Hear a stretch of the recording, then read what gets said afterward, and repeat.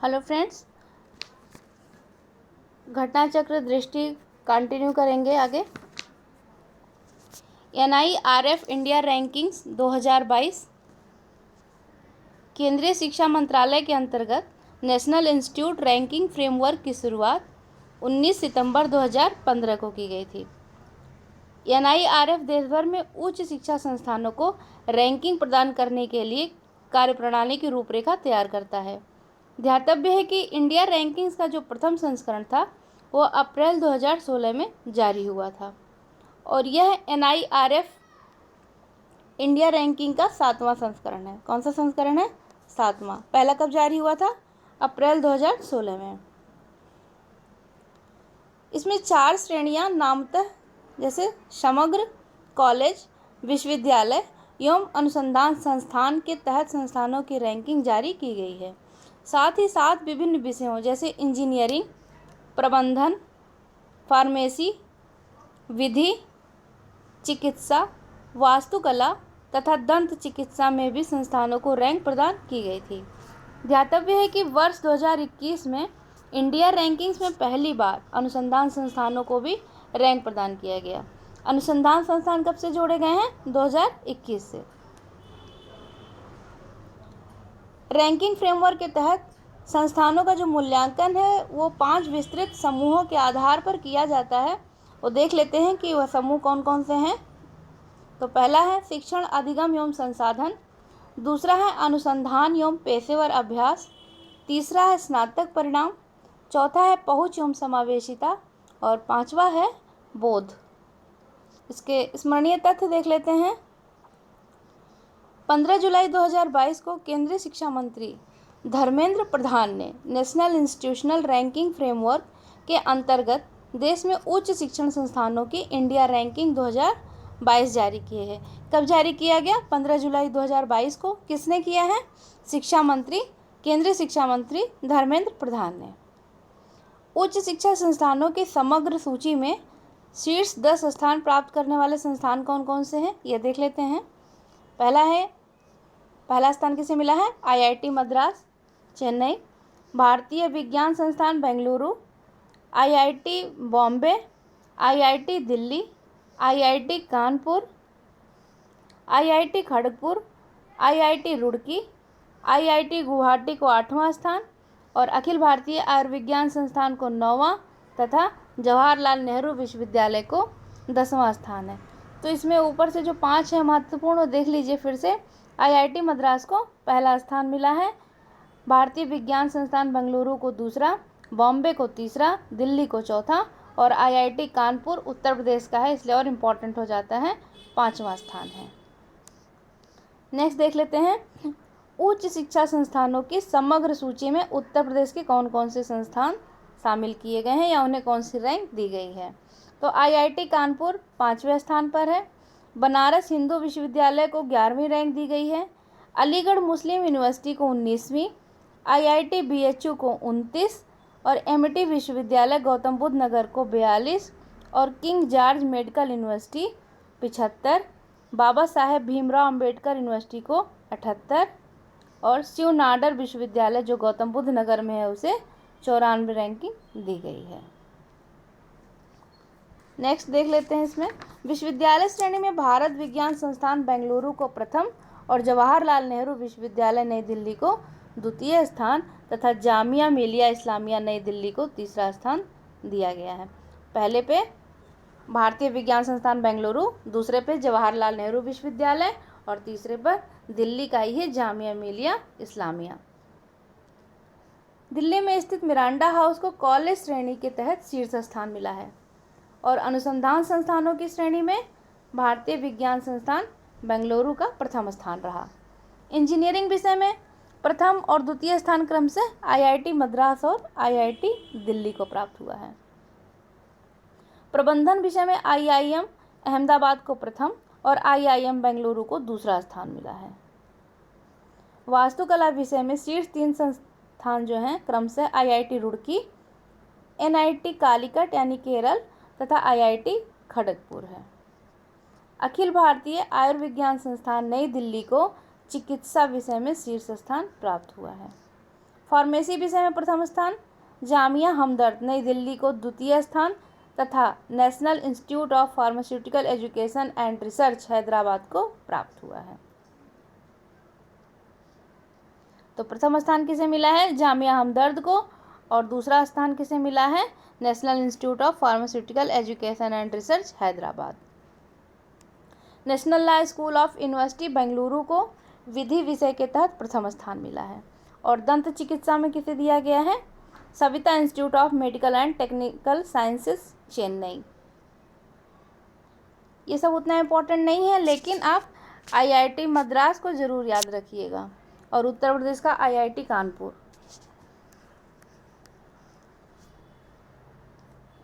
अब नेक्स्ट देख लेते हैं। एनएफएसए के लिए राज्य रैंकिंग सूचकांक, एनएफएसए यानी कि राष्ट्रीय खाद्य सुरक्षा अधिनियम, the national food security act 2013 देश में भूखमरी से निपटने और खाद्य सुरक्षा को सुनिश्चित करने में महत्वपूर्ण भूमिका निभा रहा है। हालांकि राज्यों में इस अधिनियम के असमान कार्यान्वयन से एक ऐसी मानक रूपरेखा की आवश्यकता महसूस की गई जो सभी राज्यों अथवा केंद्र शासित प्रदेशों में एनएफएसए के माध्यम से खाद्य सुरक्षा पहलों की दक्षता और प्रभाव का मापन किया जा सके। इसी परिप्रेक्ष्य में एनएफएसए के लिए राज्य रैंकिंग सूचकांक का विकास किया गया, जो एसडीजी 1 उसमें क्या है? गरीबी की समाप्ति, एसडीजी 2 में शून्य भूखमरी, एसडीजी 3 में अच्छा स्वास्थ्य एवं कल्याण, एसडीजी 5 में लैंगिक समानता से संरेखित है। देखिए ये जो एसडीजी है 1, 2 जो भी कुछ दिया हुआ है, इसके अंतर्गत जो भी विषय हैं उन्हें आप देख के जाइएगा, क्योंकि आजकल मिलान करने के लिए ऐसे सवाल पूछ लिए जाते हैं। एक तरफ सतत विकास गोल के लक्ष्य दिए जाएंगे और दूसरी तरफ उसके अंतर्गत निहित विषय दिए गए होंगे। स्मरणीय तथ्य देखते हैं। 5 जुलाई 2022 को नई दिल्ली में भारत में खाद्य और पोषण सुरक्षा विषयों पर राज्यों, केंद्र शासित प्रदेशों के खाद्य मंत्रियों का सम्मेलन आयोजित किया गया था। कहाँ पर? नई दिल्ली में किया गया था। सम्मेलन के दौरान राष्ट्रीय खाद्य सुरक्षा अधिनियम यानी कि the national food security act के लिए राज्य रैंकिंग सूचकांक जारी किया गया। यह इस सूचकांक का पहला संस्करण है और इसे विकसित किसने किया है? खाद्य एवं सार्वजनिक वितरण विभाग ने। सामान्य श्रेणी के राज्यों या केंद्र शासित प्रदेशों द्वारा प्राप्त रैंक और स्कोर देख लेते हैं। तो इसमें उड़ीसा पहली रैंक मिली है और इसका स्कोर है 0.836। दूसरे स्थान पर उत्तर प्रदेश है, दूसरा रैंक है और स्कोर कितना है? 0.797।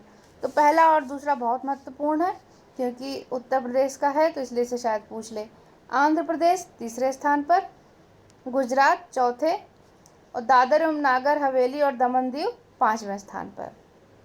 अंतिम 5 देख लेते हैं। गोवा, छत्तीसगढ़, दिल्ली, हरियाणा और पंजाब। एक यहाँ पर नोट दिया हुआ है, देख लेते हैं। दादरा एवं नागर हवेली और दमन एवं दीव को दोनों श्रेणियों यथा शहरी क्षेत्रों हेतु डीबीटी यानी कि नकद हस्तांतरण श्रेणी और अन्य क्षेत्रों के लिए गैर डीबीटी श्रेणी में शामिल किया गया है। सामान्य श्रेणी के अंतर्गत बिहार राज्य ने 0.783 स्कोर के साथ 7वां स्थान प्राप्त किया है और 0.754 स्कोर के साथ झारखंड का कौन सा स्थान है? 10वां स्थान है।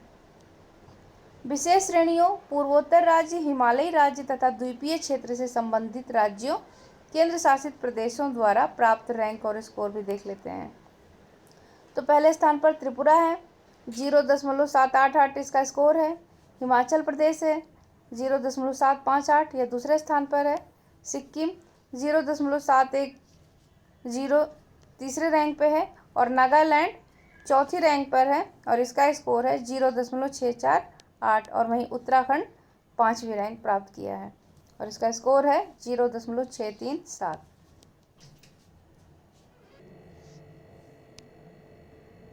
अब व्यापक राष्ट्र स्तरीय सूचकांक देख लेते हैं, यही पूछा भी जाएगा शायद।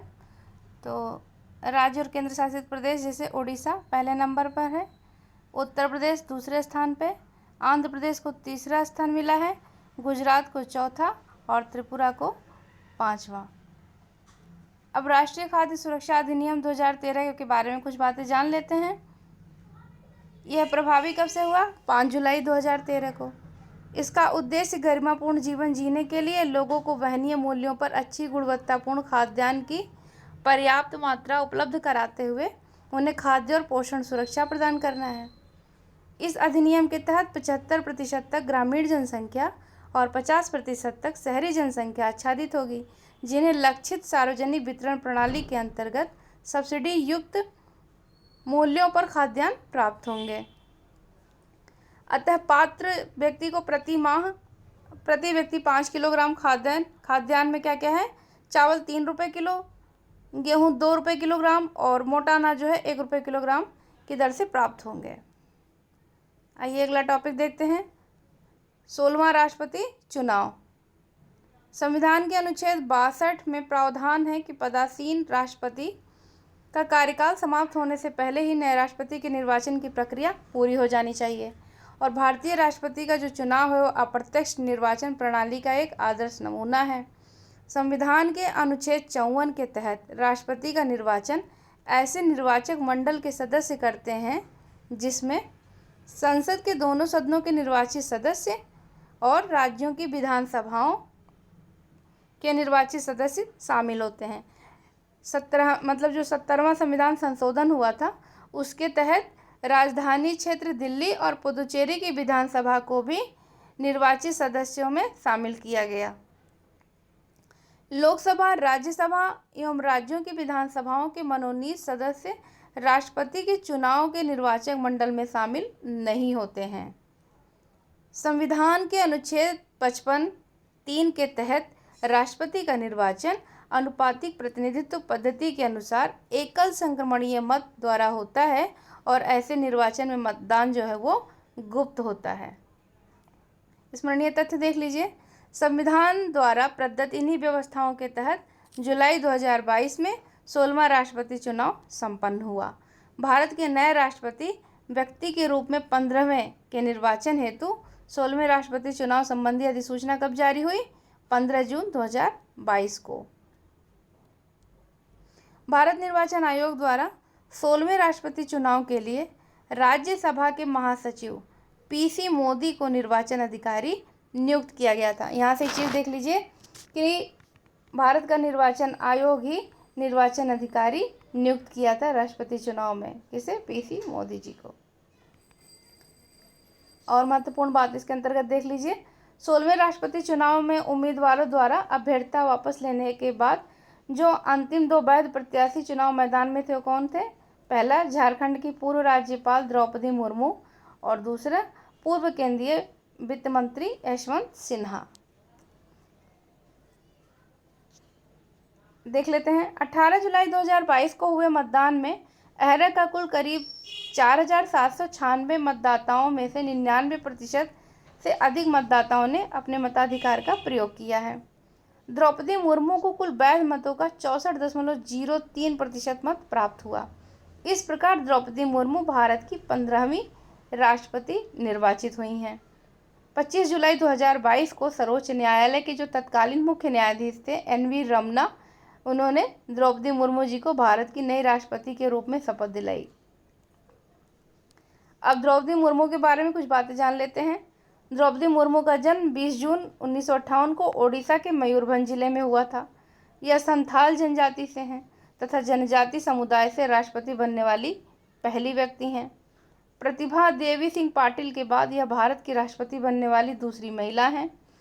वह भारत के राष्ट्रपति के पद पर आसीन होने वाली सबसे युवा व्यक्ति हैं, यानी 64 वर्ष की हैं। इसके साथ ही वह भारत की पहली ऐसी राष्ट्रपति हैं जिनका जन्म देश की स्वतंत्रता के बाद हुआ है। एक बात और महत्वपूर्ण देख लेते हैं। वे वर्ष 2015 से 21 तक झारखंड की 9वीं राज्यपाल के रूप में कार्यरत थीं। 15 से 21 के मध्य और 9वीं राज्यपाल कहाँ की हैं? झारखंड की। वर्ष 2000 से 2004 के मध्य उड़ीसा सरकार में विभिन्न मंत्रालयों का कार्यभार वो संभाल चुकी हैं, जैसे वाणिज्य एवं परिवहन राज्य मंत्री, मत्स्य एवं पशु संसाधन विकास राज्य मंत्री, हो सकता है कि कूट के माध्यम से ये सवाल पूछ ले। राष्ट्रपति चुनाव है, आपको पता है कि इसका मत कैसे पड़ता है, आप इसे राज्य व्यवस्था में पढ़े होंगे। नेक्स्ट टॉपिक है पुल्लमपारा, देश की पहली पूर्ण डिजिटल साक्षर पंचायत, और यह है कहाँ पर?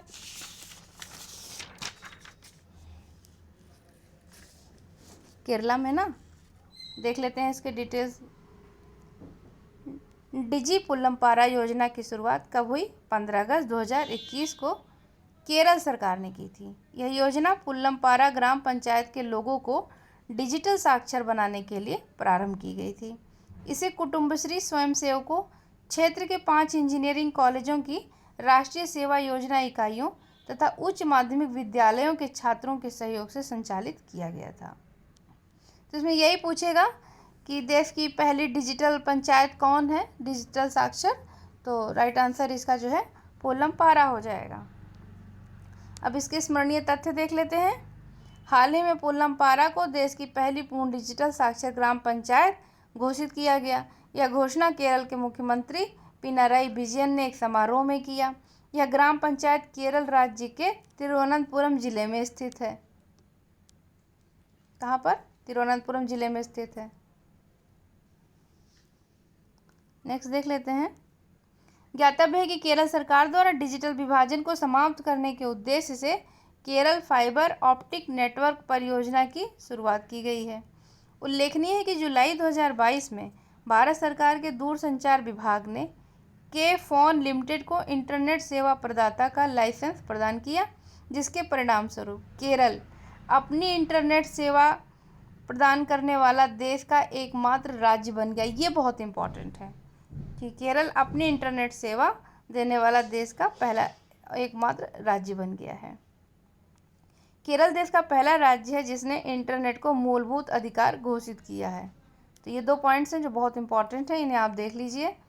वर्ष 2017 में भारत सरकार ने ग्रामीण भारत को डिजिटल साक्षर बनाने के उद्देश्य से प्रधानमंत्री ग्रामीण डिजिटल साक्षरता अभियान को स्वीकृति प्रदान की थी। कब? वर्ष 2017 में। केरल सवारी कुछ खास इम्पोर्टेंट नहीं है। आगे देखते हैं। अग्निपथ बहुत चर्चा में रहा, एक नई रक्षा भर्ती योजना है, इसे देख लेते हैं। हाल ही में केंद्रीय मंत्रिमंडल ने सशस्त्र सेनाओं में युवाओं की भर्ती हेतु एक नई योजना नामतः अग्निपथ योजना को स्वीकृति प्रदान की। इस योजना को स्वतंत्र भारत के इतिहास में सबसे बड़े रक्षा श्रमबल सुधार के रूप में देखा जा रहा है।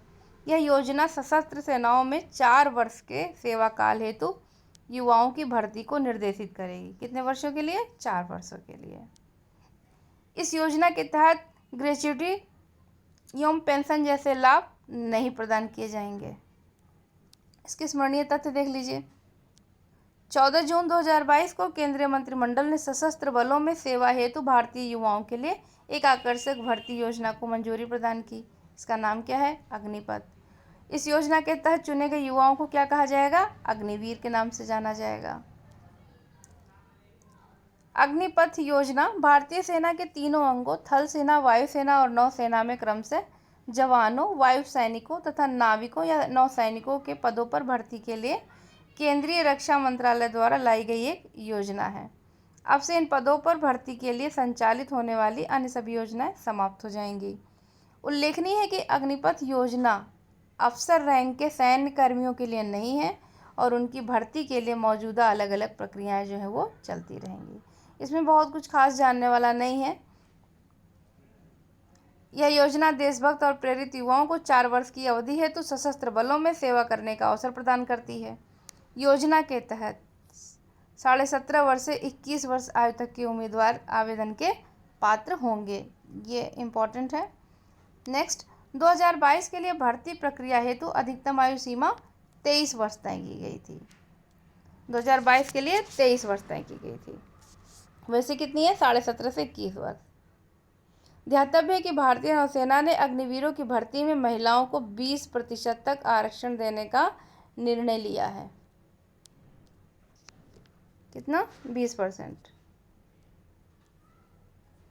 अग्निवीर सशस्त्र बलों में एक अलग रैंक होगी जो किसी भी मौजूदा रैंक से भिन्न होगी। 4 वर्ष की सेवा पूरी होने पर 100% अग्निवीरों को सशस्त्र बलों में स्थायी नामांकन हेतु आवेदन करने का अवसर प्रदान किया जाएगा। इन आवेदनों पर 4 वर्ष की कार्यावधि के दौरान प्रदर्शन सहित उद्देश्य मानदंड के आधार पर केंद्रीकृत तरीके से विचार किया जाएगा।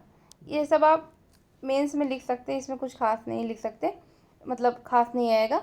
तत्पश्चात प्रत्येक विशिष्ट बैच से अधिकतम 25% अग्निवीरों को सशस्त्र बलों में नियमित कैडर में नामांकित किया जाएगा। अग्निपथ योजना को रक्षा बजट के बोझ को कम करने और उभरते नए खतरों से निपटने में देश की तैयारी को सुदृढ़ करने के उद्देश्य से प्रतिपादित किया गया है। इस नई रक्षा भर्ती नीति को सशस्त्र बलों की औसत आयु में कटौती करने के उद्देश्य से डिजाइन किया गया है। उल्लेखनीय है कि भारतीय सशस्त्र बलों की औसत आयु वर्तमान में लगभग 32 वर्ष है, जो इस योजना के कार्यान्वयन के पश्चात 4 से 5 वर्ष कम हो जाएगी। अग्निवीरों को तीनों सेनाओं में लागू जोखिम और कठिनाई भत्ते के साथ एक आकर्षक अनुकूलित मासिक पैकेज दिया जाएगा। 4 वर्ष की कार्यावधि को पूरा होने पर अग्निवीरों को एकमुश्त सेवानिधि पैकेज का भुगतान किया जाएगा। सेवानिधि में अग्निवीर एवं केंद्र सरकार बराबर का योगदान देंगे। यह सेवानिधि अग्निवीरों के लिए तय किए गए अन्य भत्तों और शहादत एवं दिव्यांगता की स्थिति में मिलने वाले मुआवजे से अलग होगी। नेक्स्ट है सेवानिधि करीब कितनी 11.71 लाख रुपए को आयकर से छूट प्रदान की जाएगी। अग्निवीरों को ग्रेच्युटी एवं पेंशन संबंधी लाभ प्रदान नहीं किए जाएंगे। इसके अतिरिक्त अग्निवीरों को भारतीय सशस्त्र बलों में उनकी कार्यावधि हेतु 48 लाख रुपए का गैर अंशदायी जीवन बीमा कवर प्रदान किया जाएगा। 28 मार्च 2023 को INS चिल्का ओडिशा में अग्निवीर के प्रथम बैच के पासिंग आउट परेड का आयोजन किया गया। यह महत्वपूर्ण है। 28 मार्च 2023 को INS चिल्का ओडिशा में, ये याद रखिएगा। 4 वर्ष बाद सेवा मुक्त होने वाले अग्निवीरों के लिए घोषित नौकरी और कुछ अन्य प्रोत्साहन है। केंद्र सरकार या राज्य सरकार गृह मंत्रालय देखेगी, रक्षा मंत्रालय, समन मतलब पत्तन पोत परिवहन और जल मार्ग मंत्रालय है, शिक्षा मंत्रालय है, असम सरकार है, हरियाणा सरकार है और उत्तर प्रदेश, मध्य प्रदेश एवं अरुणाचल प्रदेश सरकार भी है। ये क्या करेंगी? राज्य पुलिस बलों की भर्तियों में प्राथमिकता। हरियाणा सरकार क्या करेगी? सरकारी नौकरियों में प्राथमिकता। असम सरकार क्या करेगी? राज्य के स्थायी निवासी प्रत्येक अग्निवीर को राज्य पुलिस बलों में नौकरी देने का वादा करिए। शिक्षा मंत्रालय के माध्यम से 10वीं कक्षा उत्तीर्ण अग्निवीरों को अपनी शिक्षा को आगे बढ़ाने पर 12वीं कक्षा उत्तीर्ण का प्रमाण पत्र प्राप्त करने हेतु एक विशेष कार्यक्रम की शुरुआत की जाएगी। इसमें कुछ और खास नहीं है। हाँ, ये जो गृह मंत्रालय वाला है इसको देख लीजिए। प्रोत्साहन इन्होंने क्या दिया है? केंद्रीय सशस्त्र पुलिस बलों तथा असम राइफल्स में भर्ती हेतु अग्निवीरों के लिए 10% का आरक्षण है। इसके अतिरिक्त CAPF तथा असम राइफल्स में भर्ती हेतु निर्धारित अधिकतम आयु सीमा में 3 वर्ष की छूट मिलेगी और पहले बैच के अग्निवीरों के लिए 5 वर्ष की छूट है। रक्षा मंत्रालय में भी देख लीजिए तब, भारतीय तटरक्षक बल, रक्षा सैन्य पदों और सभी 16 रक्षा सार्वजनिक क्षेत्र में उपक्रमों की नौकरियों में 10% का आरक्षण मिलेगा। आइए नेक्स्ट टॉपिक देखते हैं। भारत गौरव के तहत देश की पहली निजी ट्रेन सेवा। भारत गौरव नवंबर 2021 में एक ऐतिहासिक पहल के तहत भारतीय रेलवे ने निजी कंपनियों को विभिन्न विषय वस्तुओं पर आधारित भारत गौरव ट्रेनों के संचालन की अनुमति प्रदान की है। इसका उद्देश्य इन ट्रेनों के माध्यम से भारत और विश्व के लोगों को भारत की समृद्ध सांस्कृतिक विरासत और ऐतिहासिक स्थानों को प्रदर्शित करना है। यह योजना विषय वस्तु आधारित ट्रेनों के संचालन हेतु पर्यटन क्षेत्र में संलग्न पेशेवरों की क्षमता शक्ति का लाभ उठाएगी। भारत गौरव ट्रेन मुख्य रूप से सेवा प्रदाताओं द्वारा प्रबंधित विषय वस्तु आधारित टूरिस्ट सर्किट ट्रेनें होंगी। ये ट्रेनें किसी विशेष स्टेशन से प्रारंभ होंगी और ऐसे मार्ग से गुजरेंगी जिसमें कई पर्यटक गंतव्य शामिल होंगे। भारत गौरव ट्रेन घरेलू पर्यटन को बढ़ावा देने के लिए देखो अपना देश के तहत केंद्र सरकार की पहल है। यही इंपॉर्टेंट है। इसका टैगलाइन क्या है? देखो अपना देश। और यह पूरी तरीके से केंद्र सरकार की पहल है। स्मरणीय तथ्य देख लीजिए। 14 जून 2022 को भारतीय रेलवे द्वारा भारत गौरव योजना के तहत भारत की पहली निजी ट्रेन सेवा शुरू की गई। कहाँ से, ये देख लेते हैं। भारत गौरव ट्रेन की पहली सेवा को कोयम्बटूर उत्तर यानी कि तमिलनाडु से साईनगर शिरडी महाराष्ट्र के बीच शुरू किया गया। मोस्ट इम्पॉर्टेंट है, कोयम्बटूर उत्तर से साईनगर शिरडी तक। देख लेते हैं। इस पहली राउंड ट्रिप सेवा का संचालन 14 से 18 जून 2022 के मध्य किया गया। दक्षिण रेलवे भारत गौरव योजना के तहत पंजीकृत सेवा प्रदाता प्राप्त करने वाला भारतीय रेलवे का पहला जोन बन गया है। साउथ स्टार रेल वह पंजीकृत सेवा प्रदाता है जिसके द्वारा इस भारत गौरव ट्रेन की कोयम्बटूर से शिरडी के मध्य वापसी यात्रा का संचालन किया गया। यह कोयम्बटूर स्थित एक पंजीकृत कंपनी है। इसमें कुछ खास नहीं है, बस ये जान लीजिए कि कहाँ से कहाँ तक के बीच में चलाई गई है और किस तारीख को चलाई गई है। इसमें कुछ पॉइंट्स देख लेते हैं। 21 जून 2022 को भारत गौरव पर्यटक ट्रेन को सफदरजंग रेलवे स्टेशन नई दिल्ली से रवाना किया गया। ये पॉइंट बहुत इंपॉर्टेंट है, सफदरजंग याद रखिएगा। भारत और नेपाल को जोड़ने वाली यह पहली पर्यटक रेलगाड़ी है। रामायण सर्किट पर इस ट्रेन के संचालन के दौरान अयोध्या, नंदीग्राम, सीतामढ़ी, वाराणसी, प्रयागराज, चित्रकूट, पंचवटी, हम्पी, रामेश्वरम और भद्राचलम जैसे लोकप्रिय स्थानों के अलावा पहली बार जनकपुर नेपाल को भी कवर किया गया है।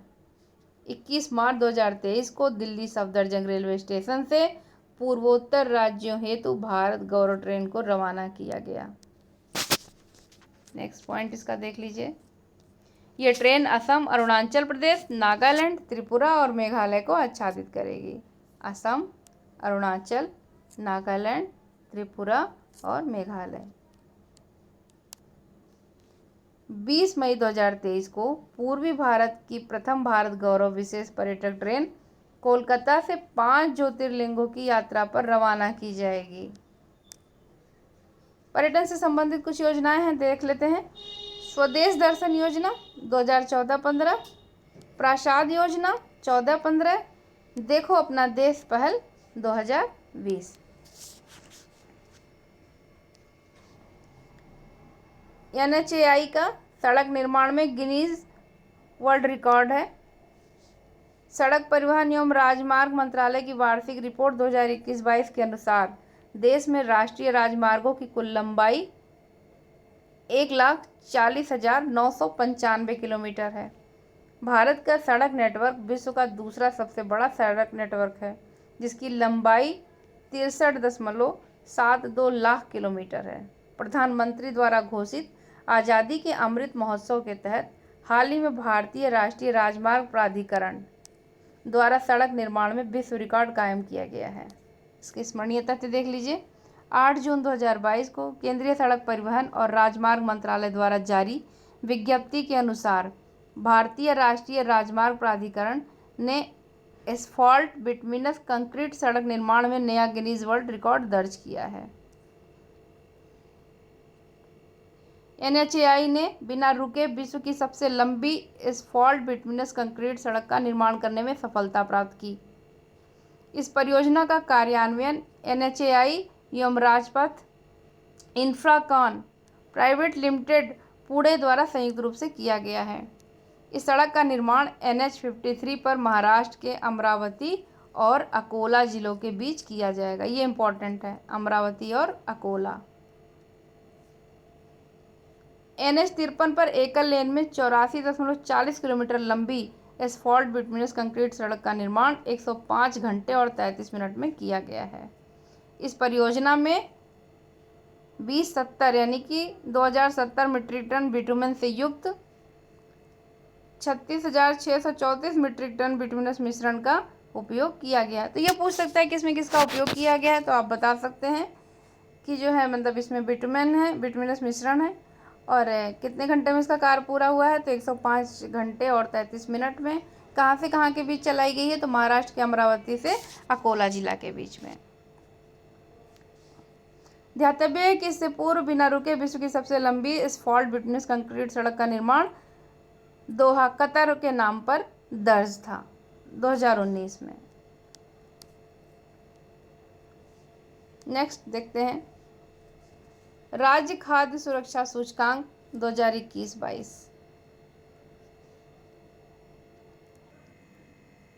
राज्य खाद्य सुरक्षा सूचकांक 2021-22। राज्य खाद्य सुरक्षा सूचकांक को भारतीय खाद्य संरक्षा और मानक प्राधिकरण द्वारा प्रतिवर्ष जारी किया जाता है।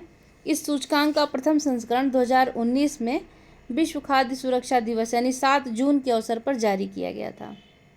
यह सूचकांक पिछले वित्तीय वर्ष में राज्यों, केंद्र शासित प्रदेशों के सुरक्षित खाद्य उपलब्ध कराने में समग्र प्रदर्शन पर आधारित है।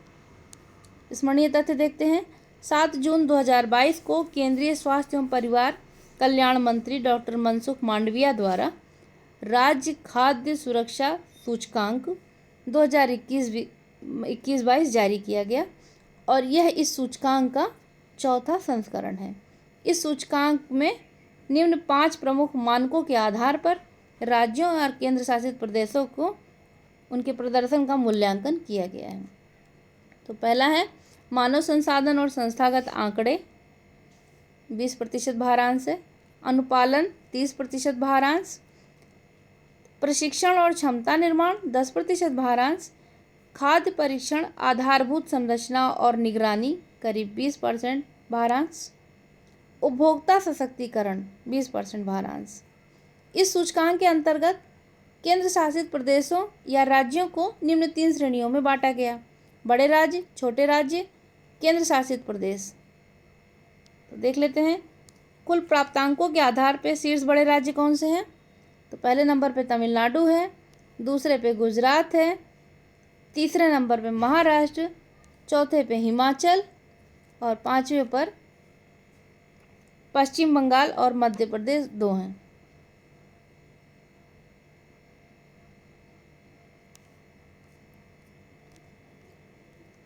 बड़े राज्यों में बिहार 16वें स्थान पर है, जबकि अंतिम स्थान पर आंध्र प्रदेश है। बड़े राज्यों की श्रेणी में उत्तर प्रदेश को इस सूचकांक में 8वां स्थान मिला है और अंक कितने हैं? 54.5 अंक के साथ। झारखंड 12वें, उत्तराखंड 7वें और राजस्थान 10वें स्थान पे। तो इसमें उत्तर प्रदेश को याद रखिएगा, उत्तर प्रदेश का 8वां स्थान है और पहला स्थान किसका है? तमिलनाडु का। कुल प्राप्तांक के आधार पर शीर्ष 5 छोटे राज्य देख लेते हैं। तो गोवा, मणिपुर, सिक्किम, त्रिपुरा और मेघालय। छोटे राज्यों की श्रेणी में कुल 21 अंकों के साथ अरुणाचल प्रदेश जो है वो अंतिम स्थान पे रहा, 8वें स्थान पर। कुल प्राप्तांकों के आधार पर शीर्ष 3 केंद्र शासित प्रदेश देख लेते हैं। तो पहले स्थान पर जम्मू कश्मीर है, दूसरे स्थान पर राष्ट्रीय राजधानी क्षेत्र दिल्ली है और तीसरे स्थान पर चंडीगढ़ है। इस श्रेणी में 16 अंकों के साथ लक्षद्वीप अंतिम स्थान पर है। राष्ट्रीय वायु खेल नीति 2022। एयर स्पोर्ट्स जैसा कि नाम से ही पता चलता है, इसमें हवा के माध्यम से जुड़ी हुई विभिन्न खेल गतिविधियां शामिल हैं। इनमें air racing, aerobatics, aero modelling, hang gliding, paragliding, paramotoring और स्काई डाइविंग आदि खेल शामिल हैं। 7 जून 2022 को केंद्रीय नागर विमानन मंत्री ज्योतिरादित्य सिंधिया ने राष्ट्रीय वायु खेल नीति 2022 को लॉन्च किया है। इस नीति के अंतर्गत भारत को वर्ष 2030 तक वायु खेलों के संदर्भ में विश्व के शीर्ष देशों में शामिल करने का खाका तैयार किया गया है। कब तक के लिए? 2030 के लिए। इस लक्ष्य की प्राप्ति हेतु भारत में एक सुरक्षित, सस्ता, सुलभ, सुगत एवं स्थायी वायु खेल पारितंत्र उपलब्ध कराया जाएगा।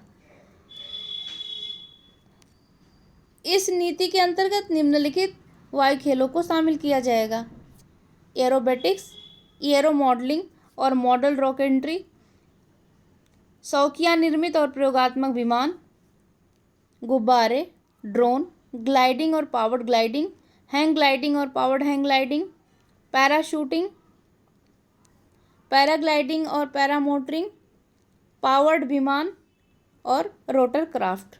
नई नीति के अंतर्गत भारत में वायु खेलों के लिए 4 स्तरीय प्रशासनिक संरचनाएं होंगी, जिसमें सर्वोच्च शासी निकाय के रूप में air sports federation of India होगा। सर्वोच्च शासी निकाय के रूप में ASFI होगा। एयर स्पोर्ट्स के बारे में कुछ जान लेते हैं। प्रमुख भारतीय खिलाड़ी। सुश्री शीतल महाजन को अंटार्कटिका पर 10,000 फीट की ऊंचाई से फ्री फॉल जंपिंग करने वाली पहली महिला के रूप में जाना जाता है। क्या नाम है? शीतल महाजन। सुश्री महाजन उत्तरी और दक्षिणी दोनों ध्रुव पर फ्री फॉल जंपिंग करने वाली सबसे कम उम्र की महिला हैं और बिना किसी परीक्षण के इसे करने वाली पहली महिला हैं। जंपर, पहली महिला जो है जंपर हैं ये। सुश्री राहेल थॉमस उत्तरी ध्रुव पर 7,000 फीट की ऊंचाई से स्काई डाइव करने वाली पहली भारतीय महिला हैं। उपयुक्त दोनों स्काई डाइवर्स पद्मश्री अवार्ड विजेता भी हैं। नेक्स्ट देखते हैं। ब्लू ड्यूक जो है वो सिक्किम की राज्य तितली है। क्या नाम है? Blue Duke. कहाँ की है? सिक्किम की राज्य तितली। तितलियां प्रकृति संरक्षण की दूत हैं और ये एक महत्वपूर्ण जैविक संकेतक हैं जो हमारे पर्यावरण के स्वास्थ्य को प्रकट करती हैं। सिक्किम में राज्य के नागरिकों के बीच तितलियों के संबंध में जागरूकता उत्पन्न करने के उद्देश्य से वन एवं पर्यावरण विभाग सिक्किम सरकार ने तितली की 2 प्रजातियों को राज्य तितली के रूप में घोषित करने हेतु नामित किया था। कौन सी? एक थी ब्लू ड्यूक और दूसरी थी कृष्णा पिकॉक। तो किसे घोषित किया गया? ब्लू ड्यूक को। कब किया गया है? 5 जून 2022 को विश्व पर्यावरण दिवस के अवसर पर।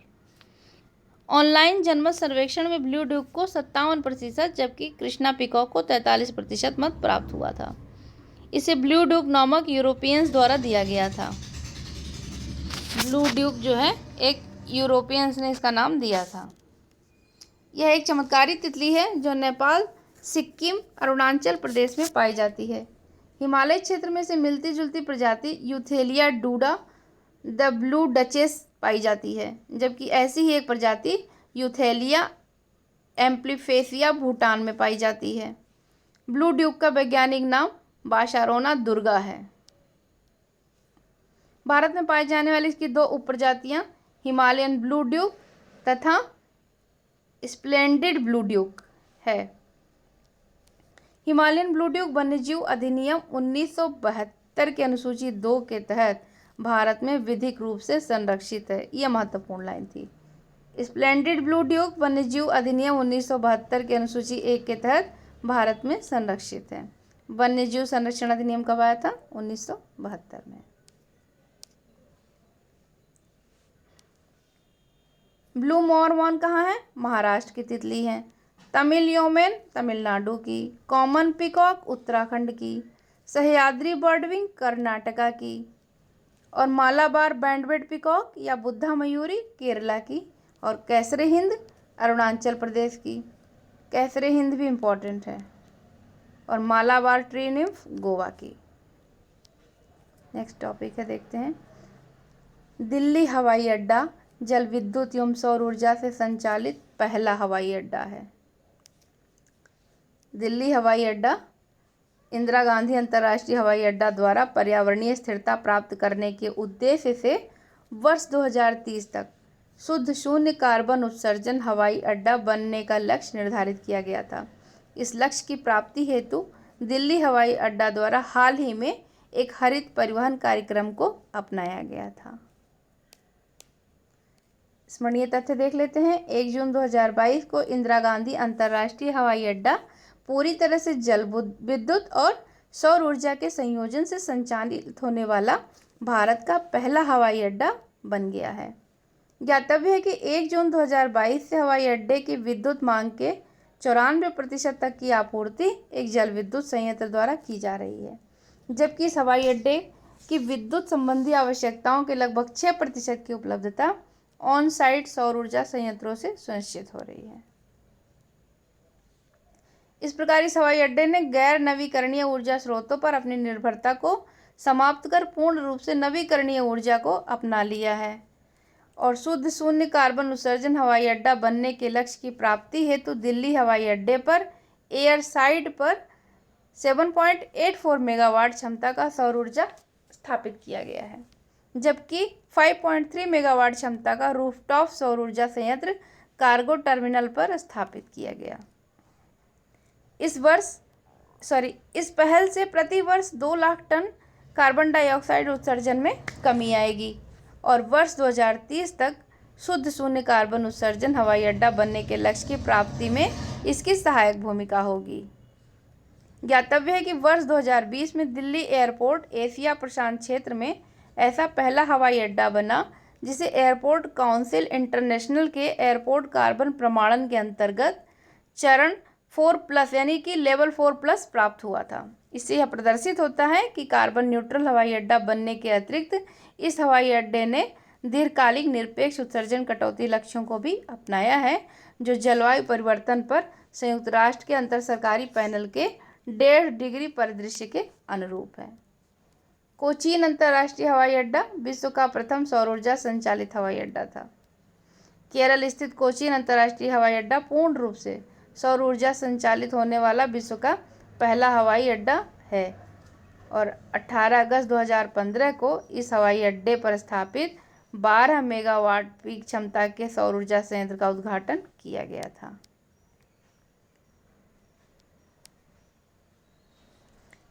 इसमें एक पॉइंट और इम्पॉर्टेंट है कि कोचीन अंतर्राष्ट्रीय हवाई अड्डा सार्वजनिक निजी भागीदारी मॉडल के तहत निर्मित भारत का पहला हवाई अड्डा है। नेक्स्ट देखते हैं, नामसाई घोषणा पत्र हस्ताक्षरित। 15 जुलाई 2022 को असम और अरुणाचल प्रदेश सरकार के मध्य लंबे समय से लंबित सीमा विवाद के समाधान के प्रयास के तहत नामसाई घोषणा पत्र हस्ताक्षरित किया गया है। ये पूछ सकता है कि नामसाई घोषणा पत्र जो है किन 2 राज्यों के बीच है, तो ये असम और अरुणाचल प्रदेश के हैं। और इस घोषणा पत्र पर असम के मुख्यमंत्री हिमंत बिस्वा शर्मा तथा अरुणाचल प्रदेश के मुख्यमंत्री पेमा खांडू ने हस्ताक्षर किया है। यह घोषणा पत्र नामसाई अरुणाचल प्रदेश में हस्ताक्षरित हुआ है। इसके उद्देश्य दोनों राज्यों के मध्य 123 गांवों से संबंधित सीमा विवाद को न्यूनीकृत करना था। इसके स्मरणीय तथ्य देख लेते हैं। सद्य समझौते के तहत दोनों राज्यों के बीच विवादित गांवों की संख्या को 123 से घटाकर 86 तक सीमित करने का निर्णय लिया गया। दोनों राज्य कुल 37 गांवों के संदर्भ में विवाद को समाप्त करने पर सैद्धांतिक रूप से सहमत हुए। कितने गांव थे? 37। इसके तहत अरुणाचल प्रदेश की संवैधानिक सीमा के भीतर 28 गांव उसी के पास रहेंगे। ऐसे 3 गांव जिनके संबंध में अरुणाचल प्रदेश सरकार द्वारा दावा वापस ले लिया गया है, वे असम के पास रहेगा।